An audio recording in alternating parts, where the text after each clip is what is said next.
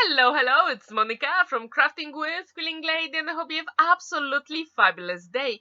In today's video, I'm going to show you how to create a Mother's Day card using Box of Sunshine #1. From the box, I chose that beautiful A4 size design papers and I'm going to use my scissors to fussy cut around the one on the right hand side. I just want to make sure that I can save all those beautiful flowers and petals. And now I've got 10.5 by 10.5 scrap piece of paper. I'm going to fold it in half and using my pencil I'm going to draw a half of a heart because I don't have heart nesting dies in that size, so I decided to create my own template. And if you don't have nesting dies in the shape of a heart, please use that trick because later on you can save that template, keep it for future projects, and you can create so many stunning cards for weddings, anniversaries, and as you can see here, also Mother's Day cards. Now I've got my pencil and white card and I trace the heart around, and using my scissors I'm going to fussy cut it. As you can see, it is super simple, and yes, you can use that template for lots of beautiful projects. And if you have never ever used Box of Sunshine #1, it has beautiful papers and elements inside. Now I'm going to use the the other side of that beautiful design paper, and this time I'm trying to make my heart slightly smaller because I want to make sure that it actually fits inside that circle, because I only want to use that blue design paper.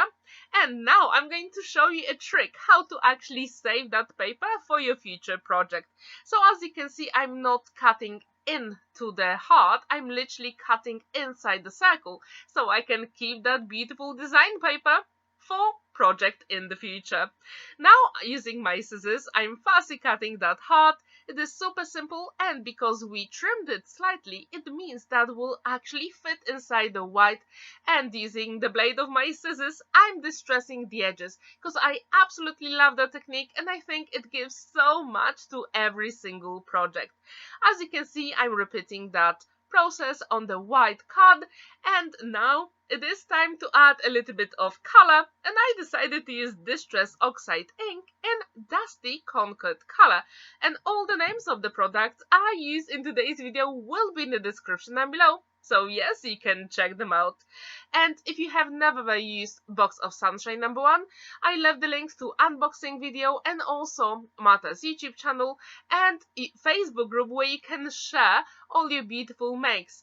In the description there is also a Buy Me a Coffee website by Marta where she actually posts some design papers for free as well. Using alphabet cutting die set from my stash, I die cut the words for mum, which in Polish is dla mamy, using gold mirror cut. And now using my liquid glue, magic glue, only glue, I'm adhering all those letters on my blue heart. And as you can see, the light has changed here. I'm really sorry, there was nothing I could do to fix it. I will try to record my next video in one go. I just had to pause the video when I was recording, and that's what happened with the light. So I'm really sorry. Now when this is ready, we can actually create our background panels.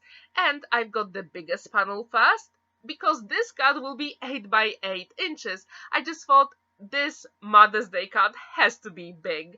As you saw me, I used scissors to add a little bit of distress look, and again I'm using the same Distress Oxide ink in Dusty Concord because I want all my elements to match beautifully.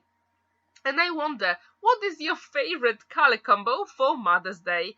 I'm not really sure if you know, but actually in Poland we celebrate Mother's Day Mother's Day on the 26th of May, and that day never changes. Now I've got a beautiful stamp from Crafti Potential called Crafti Essentials Collection, Damask A6 background stamp, and I thought it would be perfect to add a little bit more interest to the background. I'm using exactly the same Distress Oxide ink, and our background panel will be nearly done. I'm not looking for a very perfect background here. I just wanted sort of some color on the white card, and I absolutely love how it turned out. And again, it doesn't have to be perfect because we do have that big panel that will cover most of it. Now when this is ready, it has to dry for a little bit because it's still wet, and that will go on our white square with distressed edges. I also had a look at the box and I found that border that I fussy cut and a piece of a ribbon from my stash. And actually that is the only piece I've got. Later on I also created a bow that will go on the card as well. When these elements are ready, I decided to use some glue to adhere the border and also red liner tape for the ribbon. And I wonder, what is your favorite trick to adhere ribbons to your projects? For this one, as I said, I use red liner tape, and I think that is the easiest way to do it. But if you have better trick, please let me know in the comments down below.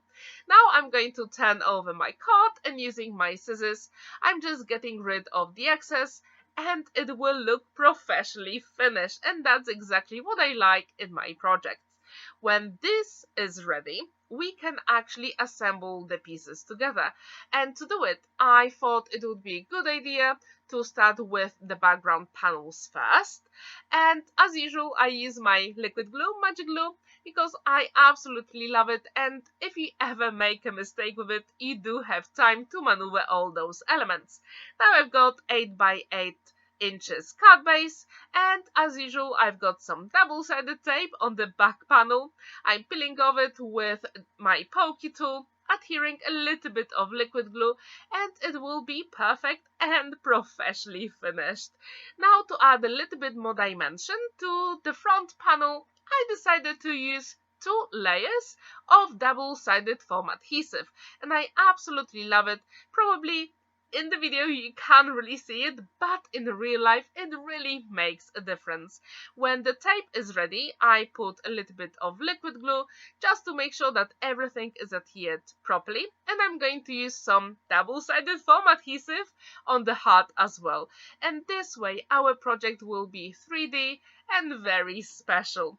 Our card is nearly done, but I thought let's add a few flowers from Box of Sunshine #1. I absolutely love them, and to adhere them on the card, I'm going to use my hot glue. You can use any adhesive that you want. I just wanted to use hot glue for speed here, but you can use liquid glue or even some tape if you want. The choice is absolutely yours. And I really like how those flowers actually match the heart inside. And please let me know, what do you think about this color combo for Mother's Day card? If you like it, or maybe you don't, or what is your favorite color for Mother's Day cards? Now I added some purple gems inside the heart, and our card is nearly finished. Now I just created the bow, and it is time to adhere it, and yes, the card is complete. And I wonder, how often do you use ribbons and bows in your card making? Please let me know in the comments down below. And I really hope you enjoyed this video, and if you do, please give me a thumbs up and subscribe to my channel if you haven't already.